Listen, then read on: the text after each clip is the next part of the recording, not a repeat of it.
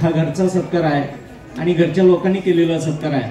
महाराष्ट्र शासनाच्या या उपक्रमाला आपण सर्वांनी उपस्थित 3 दिवस राहून जी दाद दिली त्याबद्दल आपल्यासाठी आणि या कलाकारांसाठी एकदा जोरदार टाळ्या वाजवूया। आणि गेली 2 तास या कोसंबी बंधूंनी मनोरंजन करता करता प्रबोधनाचं अंजन आपल्या डोळ्यामध्ये घातलेलं आहे आणि महाराष्ट्र आणि देश कोणत्या वळणावर आहे याचा आत्मभान देण्याचं काम या प्रबोधन जलशातून झालेलं आहे। खरं तर वाणी आणि लेखणी ही कोसंबी बंधूंची संपूर्ण महाराष्ट्र आणि देश ऐकतोय आणि म्हणून त्यांचं कौतुक राजर्षी छत्रपती शाहू महाराजांच्या या कोल्हापूरच्या कलानगरीत या ठिकाणी होतंय याचा आपणा सर्वांना सार्थ अभिमान असला पाहिजे।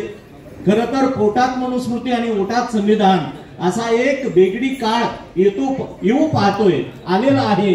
महाराष्ट्र फुले शाहू आंबेडकरी पुरोगामी महाराष्ट्र आहे का असं एक प्रश्नचिन्ह उभं राहिलेलं आहे।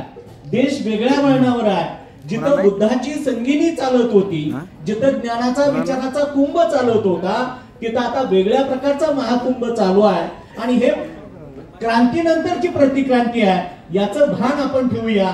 आणि अशा काळात या प्रबोधनाचं खूप महत्व आहे म्हणून आपण समस्त कोल्हापूरकरांच्या वतीनं शाहू महाराजांच्या पुरोगामी भूमीत या कलाकारांचं सहर्ष स्वागत केलेलं आहे। आपणा सगळ्यांना धन्यवाद। छत्रपती शिवाजी महाराजांना वंदन, बाबासाहेबांना वंदन, महात्मा फुल्यांना वंदन, ज्यांना आपण प्रत्यक्ष पाहतोय आणि आज त्यागमूर्ती माता रमाईच्या स्मृतींना विनम्र अभिवादन। धन्यवाद। जय भीम, नमो बुद्धाय।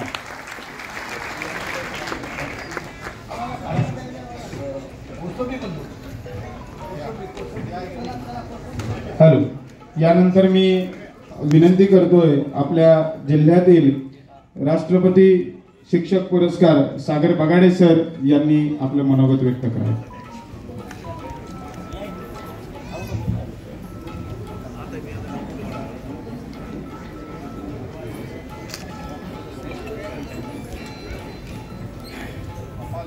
खरं तर इथं जो सगळा मेळा आहे ना तो आप्तस्वकीयांचा मेळा आहे।